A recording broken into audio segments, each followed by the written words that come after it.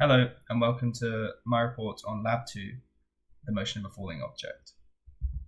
In this lab, we are asked to record a video of an object falling downwards, analyse the recording in Tracker, create a computational model which accounts for gravity only, and then an additional model which accounts for both gravity and drag, and compare the results of each simulation and the observed data. For this lab, I recorded a fabric ball falling from rest. The ball weighs 19 grams, and it took exactly 0.6 seconds for the ball to reach the floor. We can watch that video now. Using Tracker, I recorded the centre of mass of the ball to obtain the observed positional data. I used a tape measure to set the scale, and the ball starts at rest and falls in the negative y direction. The ball also starts at the origin. The motion of the ball is displayed with the red line here. In order to create a computational model, we first have to obtain the initial conditions. For the system, we noted earlier that the ball's mass was 19 grams, and that it started from the origin and from rest, so its initial velocity was 0 and its initial position was 0. For the surroundings, we know that the force acting on the ball is equal to its mass times its acceleration, and in this case, as we're on Earth, its acceleration is 9.8, or g. So we're now going to use those initial conditions to help create the computational model. We're going to set the ball's mass to 19 grams and its initial position and velocity to 0. At this point, we're also going to define g as 9.8 and j hat as the vector in the positive y direction. We're going to be using both g and j hat in the calculations in the next step. So for each iteration of the calculations, we need to update fnet, the ball's velocity, and the ball's position. To update fnet, we need to calculate the weight and the drag force. To calculate weight, we know from Newton's second law that we need to times the ball's mass by its acceleration, and timesing by j hat restricts that to the y component.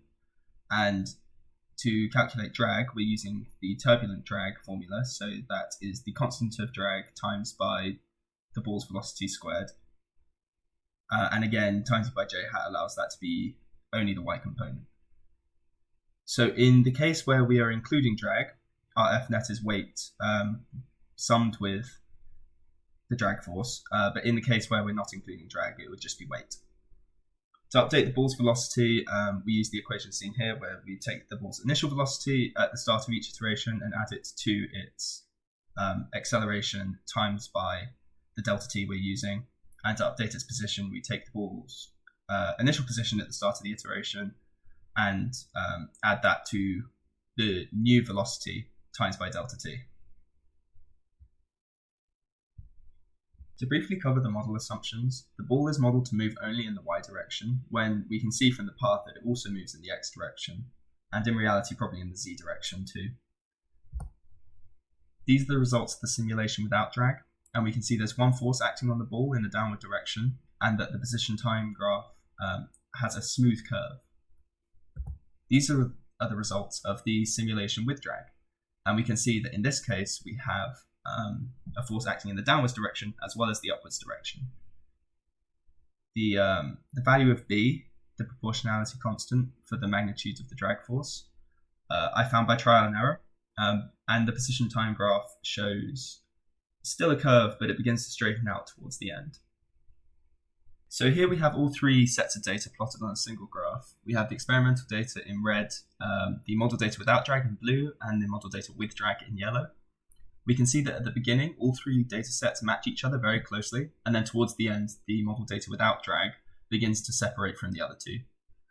This shows us that the model data with drag is significantly closer, and that models the real-world occurrence is much better.